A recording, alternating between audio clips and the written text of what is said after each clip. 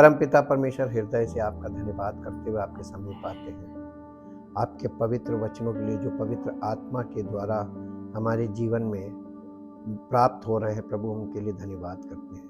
आपके वचनों के द्वारा हमें प्रकाश मिल रहा है। धन्यवाद करते हैं प्रभु आपकी महान दया और उस सामर्थ्य के लिए जिसके द्वारा आपने समस्त मानव जाति के उद्धार का मार्ग तैयार किया। अपने ही इकलौते पुत्र को बलिदान करके हमारे पापों का प्रायश्चित किया और हमें सुसमाचार देकर आपने बुलाया, ताकि जो कोई उस सुसमाचार पर विश्वास करे वो उद्धार पाए और उद्धार के जीवन में उद्धार प्राप्त करने के लिए उस मार्ग में आगे बढ़े जो सत्य का मार्ग है, और पवित्र आत्मा की अगुवाई में उस मार्ग में आगे जाए और उद्धार के मार्ग में उस शिक्षा को प्राप्त करे जो जीवन की शिक्षा है। और नए मन के नए हो जाने से और जीवन के परिवर्तित हो जाने से आपकी महिमा हर एक विश्वास करने वाले के जीवन से प्रकट हो, ऐसा आपने योजना बनाई। हम आपका धन्यवाद करते हैं। चाहते प्रभु सारी महिमा आपको मिले और हर एक विश्वासी का जीवन आपकी महिमा में प्रकट हो, ताकि आपका नाम महिमा पाए। धन्यवाद के साथ इस प्रार्थना को आपके इकलौते पुत्र प्रभु यीशु मसीह के नाम से मांगते हैं, आमीन। Praise the Lord. The voice of God session 33वें सेशन में आ गए हैं। Walking by faith spiritual growth. अब हम लोग स्पिरिचुअल ग्रोथ के चौथे पॉइंट पे आए हैं, spiritual maturity. Stability is one indicator of spiritual maturity, यानी हमारे मन की स्थिरता आत्मिक परिपक्वता का इंडिकेटर है। इंडिकेटर का मतलब समझते हैं ना, जो ये बात सिद्ध करता है या इस बात को दिखाता है कि हम लोग किस दिशा में बढ़ रहे हैं या हमारा जीवन किस दिशा की ओर बढ़ रहा है। स्पिरिचुअल मैच्योरिटी का इंडिकेटर का मतलब क्या हुआ? इंडिकेटर का मतलब आप इंडिकेटर से ये पता करते हैं कि इंडिकेटर हमको बहुत सी चीज़ें बताते हैं। जैसे आप किसी हॉस्पिटल में जाइए, ऑपरेशन थिएटर के बाहर एक लाइट लगी होती है। जब ऑपरेशन चल रहा होता है तो वो रेड कलर की होती है, लेकिन जब ऑपरेशन नहीं चल रहा होता तो वो ग्रीन जलती है। ये इंडिकेटर है। इंडिकेटर का मतलब इस समय ऑपरेशन ऑन है। ऐसे ही आप किसी स्टूडियो में जाएं जहां पर रिकॉर्डिंग्स होती हैं ऑन, जैसे दूरदर्शन केंद्र हुआ, ऐसे ढेर सारे आजकल स्टूडियोज हैं। स्टूडियो में आप जाइए, अगर रिकॉर्डिंग चल रही होगी तो वहां पर भी रेड लाइट आपको मिलेगी, आप एंट्री नहीं कर सकते, क्योंकि रेड लाइट का मतलब रिकॉर्डिंग ऑन, वहां पे आप एंट्री नहीं कर सकते। एंट्री कब होगी? जब ग्रीन लाइट होती तब। ऐसे there are so many types of indicators. जब हम लोग गाड़ी चलाते हैं उसमें राइट इंडिकेटर जब आप देते हैं तो आपके डैशबोर्ड पे राइट इंडिकेटर ब्लिंक कर रहा होता है, और लेफ्ट करते तो लेफ्ट। ये इंडिकेटर्स है। इंडिकेटर का मतलब आपको प्रकट कर रहे हैं कि ये चीज है, ये किसी चीज के होने का प्रमाण इंडिकेटर है। तो ये आध्यात्मिक परिपक्वता में, स्थिर आध्यात्मिक परिपक्वता का एक संकेतक होता है। वो संकेतक क्या है? वो हमारा मन की स्थिरता। आपका मन कितनी देर स्थिर रहता है? सबसे पहले हम आपके लिए थोड़ा ड्यूरेशन पूछते हैं। आप एक दिन आपका मन स्थिर रह जाए तो हम मान जाए, लेकिन परिपक्व व्यक्ति का मन सदैव स्थिर रहता है, रातों दिन स्थिर रहता है। आप किसी भी घड़ी अचानक से उससे बात कर लीजिए, उसका मन स्थिर मिलेगा। जब लोग हमसे बात करते हैं तो वो बहुत औपचारिकताएं निभाते हैं बड़ी देर तक, कि आप कैसे हैं, क्या है। हम कहते हैं हमसे आप औपचारिकता मत निभाओ, हम स्थिर मन वाले व्यक्ति, लेकिन हम उसकी बात को, उसके हृदय को समझ जाते हैं, उसके बात करने के तरीके से। ये परेशान है, ये कुछ कहना मांग रहा है, तो उसके अंदर जो अस्थिरता है वो हमें पता चल जाती है, लेकिन मेरी स्थिरता उसको नहीं पता चलती। आपके मन की स्थिरता आत्मिक परिपक्वता का इंडिकेटर है। कितनी देर आपका मन स्थिर रहता है? आपने कभी इस बात पर गौर किया है कि कैसे कुछ लोग एक दिन एक बात पर यकीन कर लेते हैं और दूसरे दिन उस पर शक कर बैठते हैं? अभी आप वचन सुनिए, आपको विश्वास हो गया और आपके अंदर विश्वास आया, लेकिन थोड़ी देर बाद या कुछ घंटे बाद या नेक्स्ट डे उसी बात में आपको शक पैदा करते हैं, अब ये प्रभु ने ऐसा कहा तो फिर ऐसा क्यों हो रहा। ले, ये क्या था? ये आत्मिक इमेच्योरिटी को दिखा रहा। अपरिपक्व व्यक्ति, उसका मन चंचल होता है, अस्थिर होता है। बच्चे का मन कैसा होता है? घड़ी घड़ी मन बदलता है ना, उसकी चॉइसेस भी बदलती हैं, उसका मन भी बदलता है, उसकी इच्छा भी बदलती है, वो सब चीजें वैरी करती हैं, ये बिकॉज ऑफ माइंड। और जो स्पिरिचुअली मैच्योर व्यक्ति है उसका मन स्थिर होता है, तो उसके पास कोई चीज ऐसी नहीं है कि वो जल्दी से चेंज ले ले। स्टेबिलिटी। आपके यहां बिजली आ रही हो, गर्मियों में आ रहा है वो समय जब बिजली का जनरेशन घटता है, यानी बिजली कम पड़ती है, लोग ज्यादा होते हैं और इलेक्ट्रिसिटी कंज्यूम कर रहे होते हैं, उस समय जनरेशन जब डाउन होता है तो फ्रीक्वेंसी डाउन होती है, जिससे आप लो वोल्टेज कहते हैं। आम लोग इसे कहते हैं वोल्टेज लो, लेकिन हम लोग जो उसके जानकार हैं, हम लोग कहते हैं जनरेशन डाउन है। फ्रीक्वेंसी डाउन होगी जब जनरेशन डाउन होगा।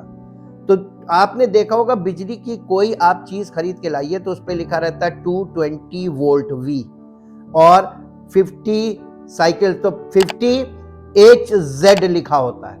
इसका मतलब 50 साइकिल, ये फ्रीक्वेंसी है। वो आप दो चीजें हैं, 220 वोल्ट इतनी साइकिल पे होगा, यानी जब साइकिल इतनी होगी, और ये जो साइकिल है उसकी फ्रीक्वेंसी है, तो फ्रीक्वेंसी का घटना यानी वोल्टेज का घटना। तो जैसे ही फ्रीक्वेंसी 30 होगी तो वोल्टेज 100 हो जाएगा, 100 वोल्ट हो जाएगा। गर्मियों में यही तो होता है, 100 वोल्ट आ रहा है। अब आपको 100 वोल्ट आ रहा है, आपकी एसी नहीं चलेगी। क्यों? क्योंकि जनरेशन डाउन है और वोल्टेज घटी हुई है। तो आप किस इंस्ट्रूमेंट का इस्तेमाल करेंगे एसी को चलाने के लिए कि वो वोल्टेज 100 को 220 कर दे? स्टेबलाइजर। स्टेबलाइजर का काम है वोल्टेज को स्टेबलाइज करना। तो एसी और बिजली जो सोर्स है उसके दोनों के बीच, लोड और सोर्स के बीच एक इंस्ट्रूमेंट लगाया जाता है जिसको कहते हैं स्टेबलाइजर। लेकिन स्टेबलाइजर भी आज के जमाने में फेल हो गया। अब चलता है CVT, constant voltage stabiliser. Constant voltage stabilisers बहुत महंगे होते हैं, आम आदमी की खरीद से परे, और भारी भी होते हैं, अकॉर्डिंग टू द लोड मिलते हैं। आपको एसी 1.5 टन का एसी 10 किलोवाट का स्टार्टिंग लोड लेगा,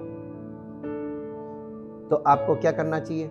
उसके लिए 10 किलोवाट का CVT खरीदना, बहुत कॉस्टली है। कॉपर की कॉस्ट बहुत ज्यादा है इस समय, कुछ नहीं तो 40-45 हजार रुपए। इसलिए CVT क्या करेगा? वोल्टेज को चाहे कम हो चाहे ज्यादा हो, वो हाई को भी नॉर्मल करेगा, लो को भी नॉर्मल करेगा। और स्टेबलाइजर जो है वो हाई पे ज्यादा काम नहीं करेगा, लो पे ही करेगा। लेकिन CVT जो है वो हाई और लो दोनों को मेंटेन करेगा। अब आप ये देखिए, यहां से सीखने को क्या मिलता है? हम सबका जो मन है, अगर यहां स्टेबलाइजेशन नहीं होता है तो आपको क्या क्या खतरे हैं। अचानक से वोल्टेज हाई होने से चीजें फूक जाती हैं और लो होने से काम नहीं करती हैं। वैसे ही आपका ब्लड प्रेशर और शुगर, कोई भी चीज हाई होगी तो भी खतरा है। BP हाई होगा ब्रेन हेमरेज हो जाएगा, BP लो होगा तो वीकनेस आएगी, किसी काम के नहीं, कुछ कर नहीं पाएंगे। यही वही चीज है वोल्टेज यानी एनर्जी। वैसे ही आपके माइंड में जो एनर्जी है वो स्टेबलाइज होनी चाहिए। वहां पे अगर मन स्टेबलाइज नहीं होगा तो ये जो माइंड के, आपने बीमारी देखोगे लोगों को पैरालिसिस अटैक, ये स्ट्रोक बोलते हैं, ये माइंड पे प्रेशर पड़ेगा बहुत ज्यादा, स्ट्रोक पड़ेगा। स्ट्रोक जो है वो पैरालिसिस कर देगा, वो बॉडी को, किसी अंग को पैरालाइज कर देगा। और अगर ब्रेन यानी बहुत ज्यादा हाई हो गया, ब्रेन हेमरेज हो जाएगा, उसमें आदमी बचता नहीं। और दूसरा, उसके हार्ट पे आपके इतना लोड डालेगा कि हार्ट डिजीज होगी, अंजाइना हो जाएगा। ये सारी समस्याओं का जो जड़ है वो है मन। मन ऐसी चीज है जिसे व्यक्ति स्वयं कंट्रोल या उसको नियंत्रित नहीं कर सकता। उसको इसमें बाहरी सहायता की जरूरत है। इसीलिए परमेश्वर ने बाहरी सहायता के तौर पर कलीसिया और वचन पवित्र आत्मा के द्वारा इन चीजों को रखा है, ताकि आप इस संपर्क में रहें और परमेश्वर के वचन के द्वारा हर चीज को अंडरस्टैंड करें और मैच्योर हो। मैच्योर व्यक्ति का मन जो है वो स्थिर हो जाता है। तो आपका मन स्थिर होना चाहिए, बच्चे की तरह नहीं होना चाहिए कि एकदम फ्लक्चुएशंस रहे। किसी भी भाग, शरीर के किसी भी भाग में किसी भी प्रकार का फ्लक्चुएशन नहीं होना चाहिए। अगर किसी को शुगर की बीमारी है, डॉक्टर शुगर वाले कहते हैं कि अगर आपको शुगर की बीमारी, कोई प्रॉब्लम नहीं, बहुत लोगों को है, ये नॉर्मल चीज है, लेकिन ये जल्दी जल्दी वैरी नहीं करना चाहिए कि एकदम से ऊपर चली गई एकदम से नीचे। तो आप देखिएगा कभी भी आपकी शुगर अगर हाई है तो आप हाई शुगर रेंज में आते हैं, डॉक्टर या कोई भी आपको कभी भी उस शुगर को तुरंत नॉर्मल नीचे नहीं लाएगा। इसलिए क्योंकि झटके से नीचे लाने में आपको नुकसान हो जाएगा। उसको लाएंगे तो step by step, step by step, it takes time. वो आपको 1 हफ्ते का समय लग जाए आपकी शुगर नॉर्मल आने में, वो ठीक है, लेकिन झटके से नीचे नहीं लाना। ऐसे ही ब्लड प्रेशर है, ब्लड प्रेशर अगर हाई है, आप हाई रेंज में आते हैं, तो आपका बीपी कभी भी डॉक्टर झटके से नॉर्मल नहीं लाएगा। इट टेक्स टाइम, हफ्ते भर का 15 दिन का समय लेगा आपके बीपी को नॉर्मल लाने, और फिर उसको नॉर्मल रखना ये आपकी जिम्मेदारी, मेडिसिन से नहीं होगा। ऐसे ही लो कैटेगरी अलग होती है, हाई कैटेगरी अलग होती है, बीपी शुगर दोनों में।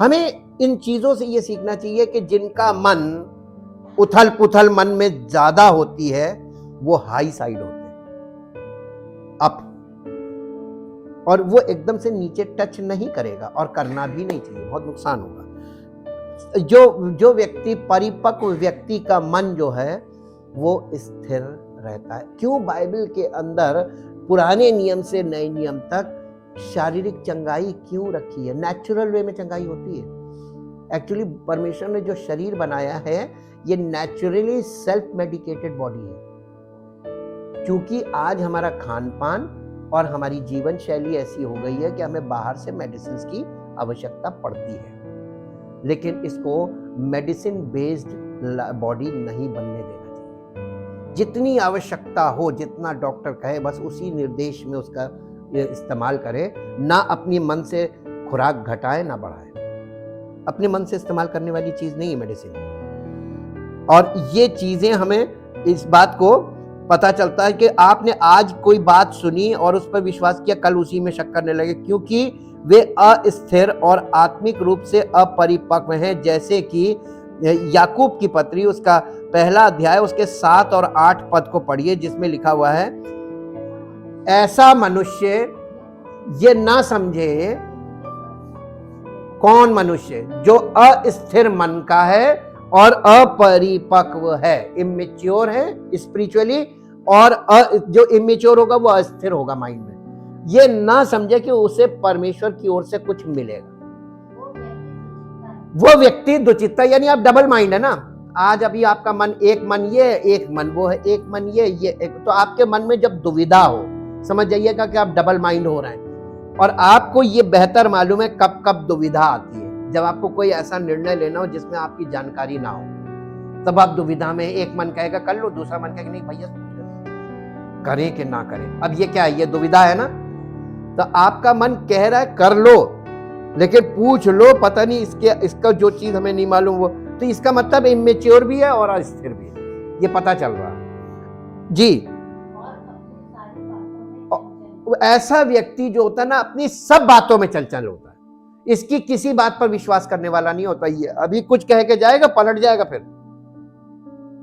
ऐसे लोग, ये इमेच्योर लोगों की बातों की कोई वैल्यू नहीं। अब मालूम परमेश्वर इनकी प्रार्थना क्यों नहीं सुनता है, इनकी बातें क्यों नहीं ध्यान देता? क्योंकि अस्थिर है। छोटे बच्चे कुछ कुछ बोलते रहते हैं, मांगते रहते हैं, हम लोग सुनते तो है, लेकिन सुन के अनसुना करते हैं, आनाकानी करते, ताकि, क्योंकि हमें मालूम है कि जो बोल रहा है वो हो नहीं सकता है, तो इसलिए अनसुना करते हैं। क्यों लोगों की ये इतने लोग रोज सवेरे से लेकर शाम तक प्रार्थनाएं कर रहे, क्यों नहीं सुन रहा? एक भी मैच्योर नहीं है, एक भी परमेश्वर के वचन के आधार पर कुछ नहीं बोल रहा, सब अपने मन की अभिलाषाएं प्रकट कर रहे हैं। और ऐसे लोगों की जब हम लोग अपने बच्चों, छोटे छोटे बच्चों की सुनी अनसुनी करते तो वो भी तो करेगा। हमें बनाया किसने? जिसने बनाया है तो हम उसी की तरह है ना। फिजिकली तो वैसे ही हरकतें करते हैं, लेकिन स्पिरिचुअली हम बिल्कुल बेबी बने रहते हैं। और वे परमेश्वर से जो कुछ भी चाहते हैं उसे प्राप्त करने में असमर्थता के साथ संघर्ष करते हैं। ये जो इमेच्योर, स्पिरिचुअली इमेच्योर लोग होते हैं और स्पिरिचुअली अनस्टेबल माइंड होते हैं, ये पूरी असमर्थता के साथ, इम्पॉसिबल है लेकिन वो पूरा संघर्ष कर रहे हैं। प्रार्थना, उपवास, अरे एक से एक चीजें करते हैं, क्या ये प्राप्त करना मांग रहे हैं। अरे तुम्हारे ये सब करने से क्या मिल जाएगा? एक रत्ती नहीं मिलेगा। तुम परमेश्वर को जानते नहीं हो, और जिस दिन जान जाओगे ना तो जो कर रहे हो वो छोड़ के बैठ जाओगे, कि उसके आगे ये सब चलता नहीं है। चाहे आप 5 सप्ताह या 50 वर्ष तक मसीही विश्वासी रहे हों, आप अपने दिल और दिमाग में परमेश्वर के वचन को और अधिक एकीकृत करके एक अधिक ठोस विश्वास विकसित कर सकते हैं। चाहे आपको 5 दिन हुए और चाहे 50 साल, आपको परमेश्वर के वचन को एकीकृत करना, अपने मन में इस्टेब्लिश करना है, स्टेप बाय स्टेप चीजों को अंडरस्टैंड करना है और उसको स्मरण रखना है कि परमेश्वर के वचन में ऐसा लिखा हुआ है, और उसे हमें डेवलप करना है वचन को अपने अंदर, मन में। जैसा कि रोमियो की पत्री 10 अध्याय के 17 पद में लिखा हुआ है, यहां पे लिखा है अतः विश्वास। अतः का मतलब निष्कर्ष। जब निष्कर्ष की बात की जाती तब कहा जाता अतः।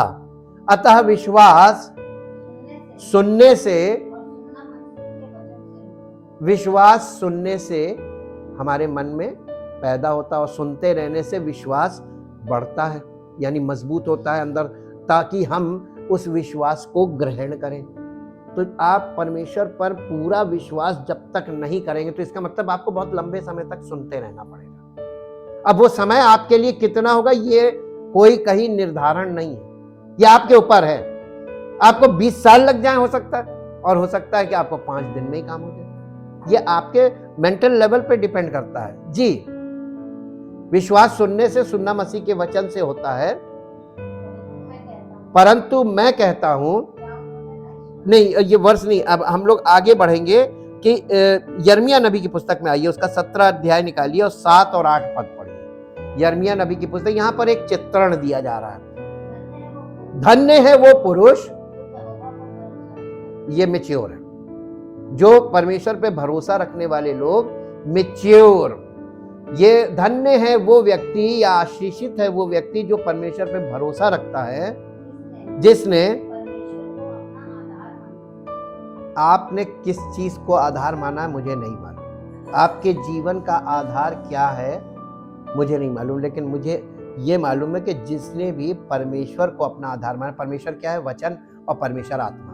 तो परमेश्वर का वचन और परमेश्वर की आत्मा, पवित्र आत्मा, इनको अपने जीवन का आधार बांधने वाला व्यक्ति वो उस वृक्ष के समान है।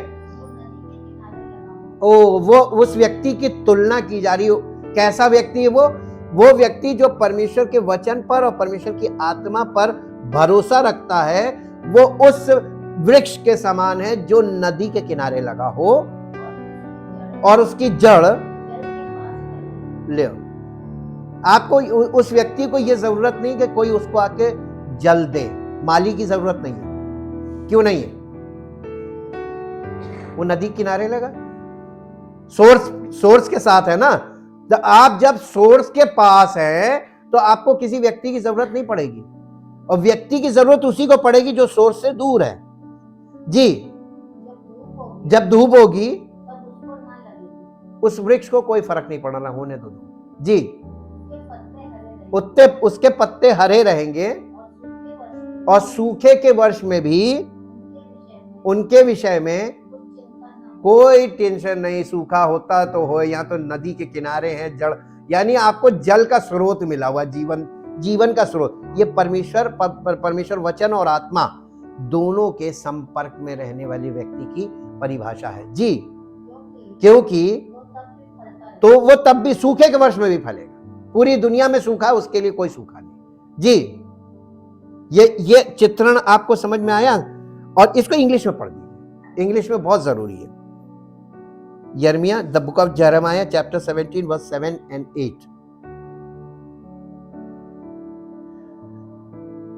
Jeremiah 17, 7, 8। Most blessed is the man who believes in, trusts in, and relies on the Lord, and whose hope and confidence the Lord is. For he shall be like a tree planted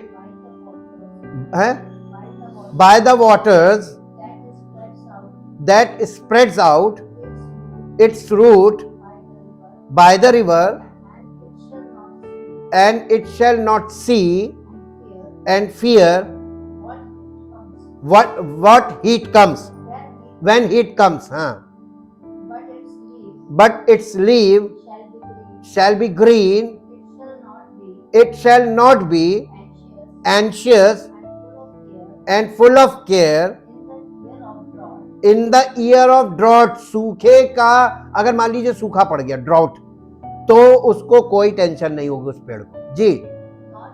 nor shall it cease yielding fruits, वो तब भी फलवंत होता रहेगा।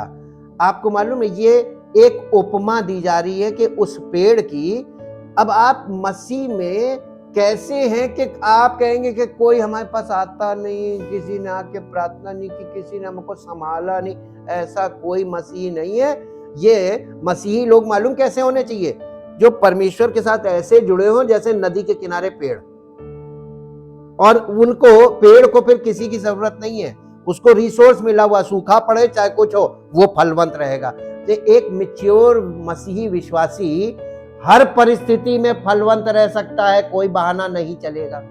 अब आप किस चीज, आपका आधार क्या, ये मायने रखता है। आप परमेश्वर की आत्मा वचन पर वो आधार मानते हैं अपने जीवन का, या आप किसी स्थान को और किसी व्यक्ति को मानते हैं? ये समझने वाली चीज और सीखने वाली बात है। आत्मिक उन्नति के लिए बहुत जरूरी है। और इसीलिए सूखे के वर्ष में भी उसे कोई चिंता नहीं होती और ये कभी भी फल देने में विफल नहीं होता। ये केवल एक सुंदर शब्द चित्र से अधिक होना चाहिए। ये प्रत्येक विश्वासी की वास्तविकता होनी चाहिए। मैच्योर विश्वासी इसी बात से जाना जाना चाहिए।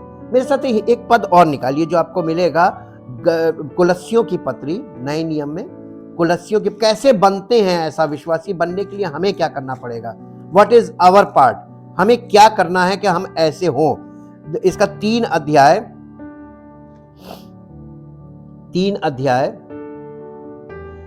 और उसका पहले पद से पढ़िए 4 पद तक। अतः इसका मतलब, अगर आपको इस बात, बहुत बार लोग कहते हैं हम मसीह में हैं, हम विश्वासी हैं, हम प्रभु यीशु मसीह में। मसीह में का मतलब है कि आप अपने लिए मर चुके हो और आप मसीह के साथ जिलाए गए। ये एक्सपीरियंस है। अगर आप इस अनुभव को महसूस करते हैं तो आपके लिए यहाँ पर वचन में लिखा हुआ है कि यदि हम मसीह के साथ जिलाए गए, इसका मतलब मरे, तो आप मसीह के साथ मरे हैं कि नहीं मरे हैं, सबसे इंपॉर्टेंट चीज है। क्योंकि मरे नहीं है तो फिर जिलाने का सवाल ही नहीं उठता। जिंदा को कौन जिलाएगा? पहले आपको मरना है। यदि हम मसीह के साथ जिलाए गए हैं, अब आपकी परीक्षा इस बात से है कि वाकई में आप अपने लिए मरे और मसीह के साथ जिलाए गए हैं, तो आपके मन में आपका माइंड कहां पे फोकस होना चाहिए? स्वर्गीय वस्तुओं की। आप क्या खोज रहे हैं इसी से पता चल जाएगा कि आप बॉर्न अगेन हैं कि नहीं। ठीक, अगर आप ठीक से पवित्र आत्मा के प्रकाश में इसको पढ़ेंगे ना, यहीं पर सारी पोल आपकी खुल जाती है कि आप क्या कर रहे हो, आप क्या सोच रहे हो, और किस तरीके का जीवन बिता रहे हो, और आप कह रहे हो मैं मसीह विश्वासी हूं, सवाल ही नहीं उठता है। यदि तुम मसीह के साथ मर गए हो और जिलाए गए हो तो स्वर्गीय वस्तुओं की खोज में रहो, तो तुम मसीह की जहां पर मौजूद है, विद्यमान वर्तमान है, जहां वो प्रेजेंट है, वहां की बातों की खोज में रहो ना। तुम जमीन की बातें खोज रहे हो, जमीनी चीजों की फिराक में हो और वस्तुओं की फिराक में हो, और फिर कह रहे हो हम मसीह विश्वासी हैं। झूठ जी। और परमेश्वर के वहां पे उधर तुम्हारा ध्यान होना चाहिए जी। पृथ्वी पर की नहीं परंतु ले। आप कौन से विश्वासी हैं? पृथ्वी पर की वस्तुओं में मन लगाने वाले विश्वासी या स्वर्गीय वस्तुओं पर मन लगाने वाले विश्वासी? यानी बॉर्न अगेन है या फिजिकल बिलीवर है जी। क्योंकि तुम तो, लेकिन बहुत से अभी नहीं मरे, लेकिन वो कहते हैं मैं मर गया हूं, झूठ बोलते हैं जी। और तुम्हारा जीवन मसीह के साथ ले, मसीह के साथ हमारा जीवन किस में छिपा है? परमेश्वर में।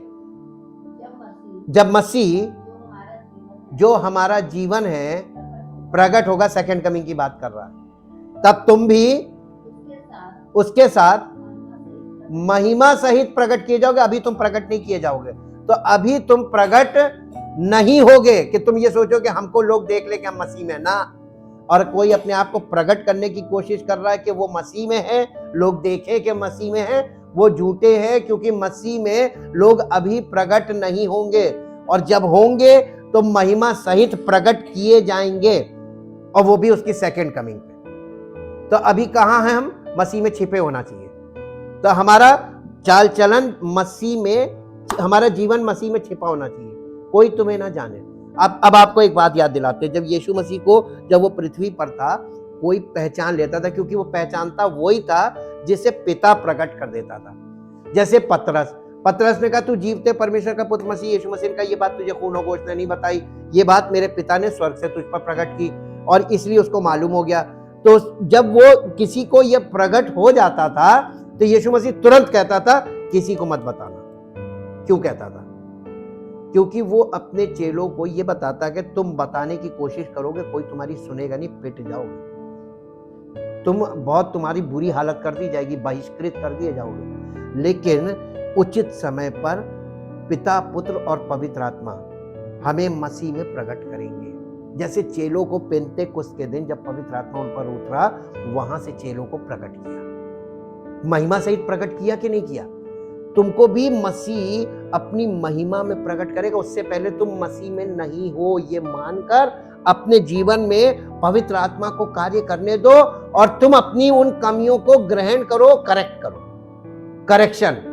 अभी तुम ABCD नहीं जानते हो, तुम कहां मसीह में हो। आप अगर इन बातों को सही ढंग से पढ़ लें तो भी आपको यह समझ में आ जाएगा कि मसीह में कोई है नहीं, ड्रामे ज्यादा हो रहे हैं। इसको इंग्लिश में पढ़ दीजिए, क्योंकि अब आप इसको घर में जाके पढ़िएगा, पुराना जीवन और नया जीवन। यहां पर दो जिंदगियां शुरू हो रही हैं, एक पुराना जीवन हमारा और फिर नया जीवन। ये कुलस्सियों 3 अध्याय घर में पढ़िएगा, तब आपको पता चलेगा कि पुराना जीवन और नया जीवन, इनमें अंतर कहां से आना है। If then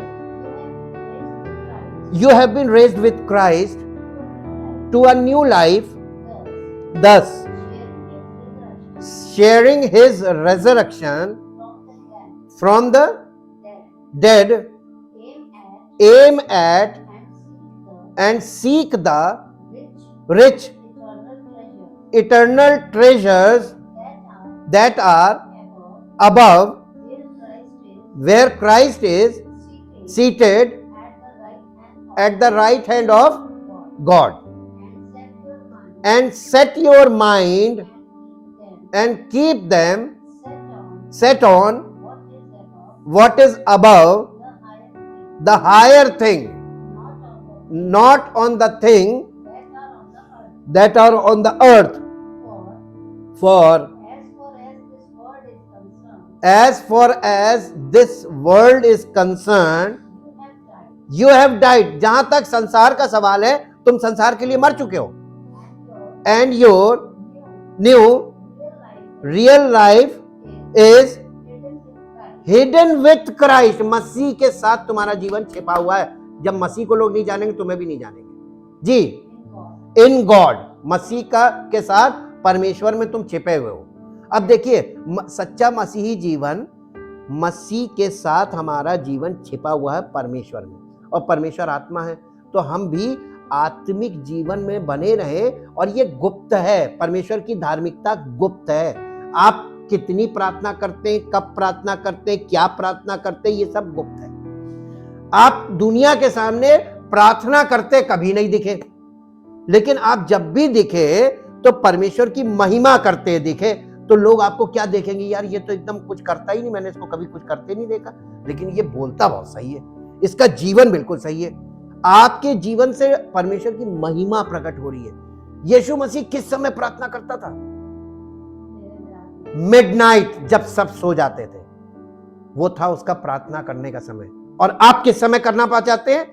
दुनिया को दिखाने के लिए, वो भी सड़कों के चौराहों पर, मोड़ों पर, हर जगह जहां पब्लिक प्लेसेस, ताकि लोग देखें कि ये प्रार्थना करता है।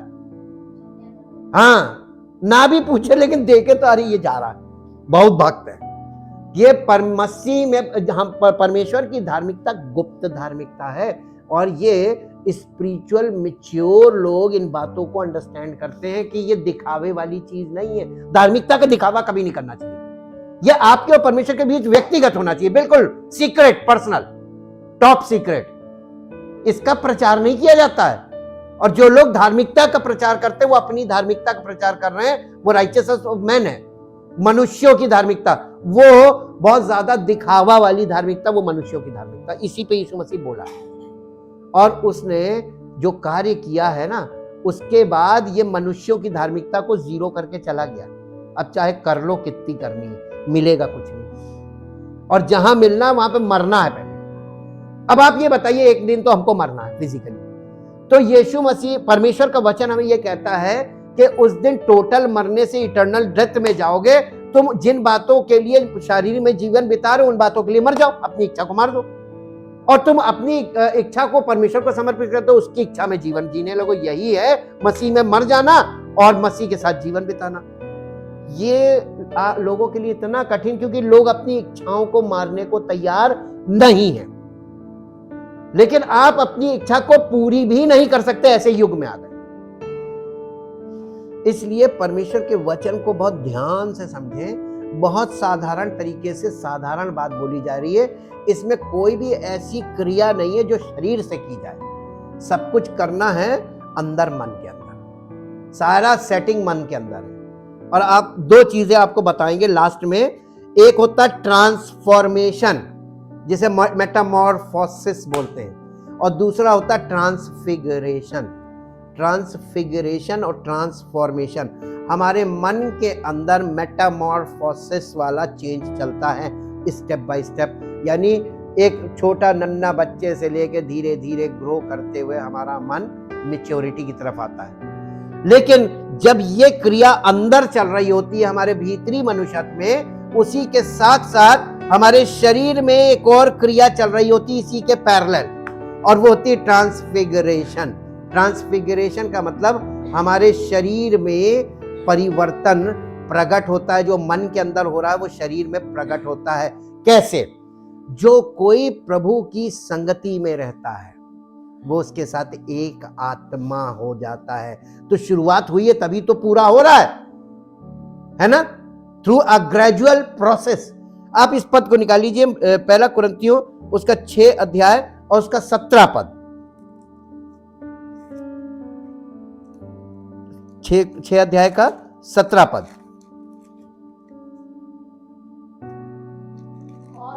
और जो प्रभु की संगति में जाता है, नहीं लिखा है। तब आपके पास क्वेश्चन होना चाहिए, प्रभु की संगति में हम कहां रहेंगे जब हम कलीसिया में आते ना? कलीसिया में तुम आते हो, ये चार्जिंग स्टेशन है या 24 घंटे कुछ नहीं होता है, यहां टाइम से होता है ना? लेकिन आप अपने घर में 24 घंटे इसी कंडीशन में क्यों नहीं रहते? क्योंकि आपका मन स्थिर नहीं है, आपका मन फिजिकल चीजों में खूब भागता है। कल मैंने बताया था ना, सबसे ज्यादा आजकल क्या है?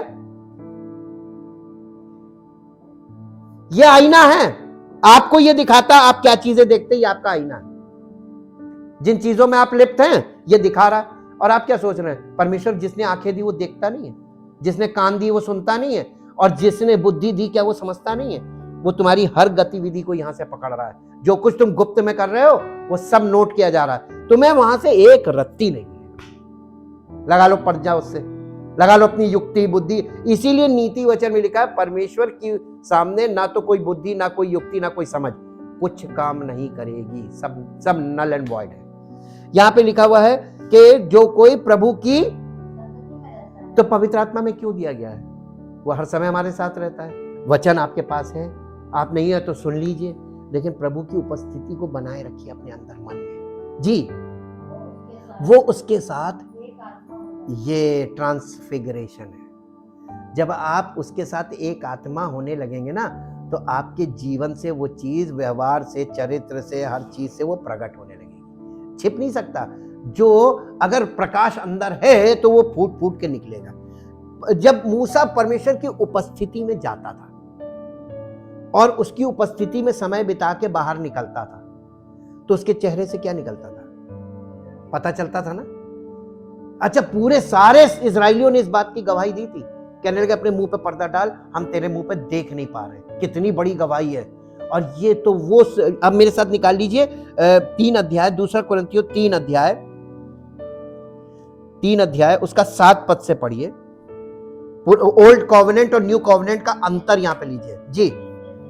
लेकिन यदि मृत्यु की वो वाचा जिसके अक्षर पत्थरों पर खोदे गए थे, ओल्ड टेस्टामेंट की बात कर रहा, ओल्ड कॉवेनेंट की जी, यहां तक तेजोमय हुई कि मूसा के मुंह पर के तेज के कारण जो घटता भी जाता था, इजरायली उसके मुंह पर दृष्टि नहीं कर सकते थे।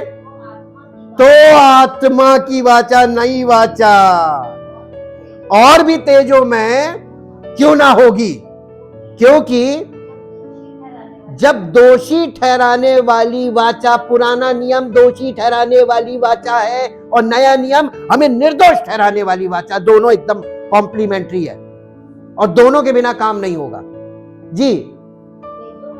यहां तक तेजोमय थी तो धर्मी ठहराने वाली वाचा और भी तेजोमय क्यों ना होगी। नजरिए की बात है, आप समझ नहीं पाए जी। और जो तेजोमय था वो भी उस तेज के कारण, यानी ये मूसा और यीशु मसीह को कंपेयर किया जा रहा है, उससे बढ़कर तेजोमय था। कुछ तेजोमय, यानी मूसा का तेज यीशु मसीह के आगे कुछ नहीं जी। क्योंकि जब वो जो घटता जाता था, तेजोमय था, तो नई नियम की, नई वाचा की जो तेज है, प्रकाश है, वो जो स्थिर रहेगा और भी तेजोमय क्यों ना ठहरेगा। अब आपको हम प्रोग्रेशन ऑफ लाइट बताते हैं, नेचुरल लाइट का प्रोग्रेशन। सवेरे जब सूर्य उगता है, उसके प्रकाश में इतना तेज नहीं होता है कि आपको जलने लगे, आप उसकी तरफ दृष्टि ना करें, आप उस गोले को देख सकते हैं उगते और डूबते समय। लेकिन दोपहर में ठीक 12 बजे आप देखिए, हैं, ये स्थिर हो गया, कांस्टेंट लाइट। और इसी की बात, यीशु मसीह स्थिर है, दिन का सूर्य, धार्मिकता का सूर्य, उगता सूर्य डूबता सूर्य नहीं है, वो स्थिर है। ये नए नियम, नई वाचा की ज्योति है और नई वाचा का प्रकाश है। ये आप उसकी उपस्थिति में रहेंगे तो आपके जीवन से वो लाइट निकलनी चाहिए, वो मूसा वाली लाइट नहीं जो घटती जाती थी। ये वो लाइट है जो कांस्टेंट रहती, ताकि कोई तुमको देख ही ना पाए।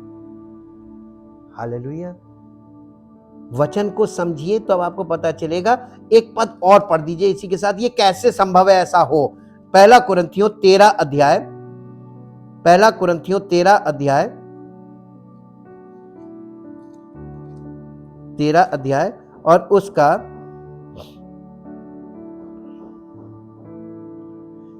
12 पद पढ़िए। अभी हमें अभी हमें दर्पण में धुंधला सा दिखता है, परंतु उस समय, किस समय? जब आप मैच्योर होंगे, स्पिरिचुअली मैच्योर होंगे, तब यीशु मसीह को आमने सामने देखेंगे। अभी तो दर्पण का मतलब है परमेश्वर का वचन, ये दर्पण का काम कर रहा है। ये आपको परमेश्वर की महिमा दिखा रहा है, परमेश्वर के पुत्र को दिखा रहा है, लेकिन आपको धुंधला दिख रहा है इसमें, क्योंकि आप इसमें सिर्फ समझ रहे हैं और महसूस कर रहे हैं, लेकिन उसको वैसे नहीं देख पा रहे जैसा वो है जी। परंतु उस समय आमने सामने जब आपकी उससे मुलाकात हो जाएगी, जान पहचान हो जाएगी, जब आपकी उसके मित्रता हो जाएगी, तब उसके साथ इतनी घनिष्ठता हो उसके उपस्थिति में रहने से, तब आमने सामने देखेंगे। इस समय मेरा ज्ञान अधूरा है, परंतु उस समय ऐसी पूरी रीति से पहचानूंगा जैसे मैं पहचाना गया हूं। और देखिए, पर अब विश्वास, आशा, प्रेम, ये तीनों स्थायी हैं, पर इन सब से बड़ा प्रेम है। अब इसी का एक पद और पढ़ दीजिए, 9वां पद पढ़ दीजिए। क्योंकि हमारा ज्ञान अधूरा है और हमारी भविष्यवाणी अधूरी है, परंतु जब सर्व सिद्ध आएगा, कब? ये इंडिविजुअल बात की गई है। आपके जीवन में आएगा, आपके जीवन में आएगा, आपके जीवन में, मेरे जीवन में, मेरे जीवन में आएगा तो मेरा अधूरापन मिटेगा, आपके जीवन में आएगा। ये स्पिरिचुअल मैच्योरिटी की बात की जा रही है, ये सेकंड कमिंग की बात नहीं है। यहाँ पे मिस इंटरप्रेट नहीं होना चाहिए। जब सर्व सिद्ध आएगा तो अधूरापन मिट जाएगा। मालूम कैसे पता चला कि ये स्पिरिचुअल मैच्योरिटी? ये आगे पढ़ लीजिए, आपको पता चल जाएगा। जब मैं बालक था, बालकों के समान बोलता था, बालकों का सा मन था, बालकों की सी समझ थी, परंतु अब सयाना हो गया। तो ये चेंज आया ना, इसका मतलब यहां पे मेटामॉर्फोसिस दिखा रहा है, ये ट्रांसफॉर्मेशन को दिखा रहा है। जैसे फिजिकली हम लोग ट्रांसफॉर्म होके फिजिकली मैच्योर होते हैं, from baby to infant to mature, वैसे ही स्पिरिचुअली भी हमको इन्फेंट टू मैच्योर होना है। जब वो सर्वसिद्ध हमारे जीवन में आ जाएगा, तब हमारे जीवन से अधूरापन मिट जाएगा और हम उसको ऐसा पहचानेंगे जैसा वो है। Thank you, thank you, thank you Lord. परम पिता परमेश्वर, हम आपका हृदय से धन्यवाद करते हैं आपके पवित्र वचनों के लिए, जो पवित्र आत्मा के द्वारा हम सबको प्राप्त हो रहे हैं, जिनसे हमें जीवन का प्रकाश मिल रहा है, जीवन की ज्योति मिल रही है। और यीशु मसीह का वायदा हमारे जीवन में पूरा हुआ कि उसने ये बोला था कि जो कोई मेरे पीछे हो लेगा वो अंधकार में ना चलेगा, परंतु जीवन की ज्योति पाएगा। हम धन्यवाद करते हैं कि पवित्र आत्मा के द्वारा हमको जीवन की ज्योति प्राप्त हो रही है। और मेरी ये प्रार्थना है पिता परमेश्वर आपसे कि हर एक मनुष्य जो अपने आप को मसीह का विश्वासी मानता है, प्रभु आपकी पवित्र आत्मा का प्रकाश उसके जीवन में बहुतायत से उसको प्राप्त हो, ताकि वो प्रकाशित जीवन आपकी महिमा में प्रकट हो और उसको कभी किसी को ये कहना ना पड़े कि वो विश्वास करता है, बल्कि विश्वास उसके जीवन से प्रकट हो, आपकी महिमा उसके जीवन से प्रकट हो, अद्भुत कार्यों के द्वारा आपकी महिमा प्रकट हो और आपका नाम उसके जीवन से महिमान्वित हो, ताकि सारी महिमा आपको मिले। इस प्रार्थना को आपके इकलौते पुत्र प्रभु यीशु मसीह के नाम से मांगते हैं, आमीन। Praise the Lord. परमेश्वर आपको आशीष दे।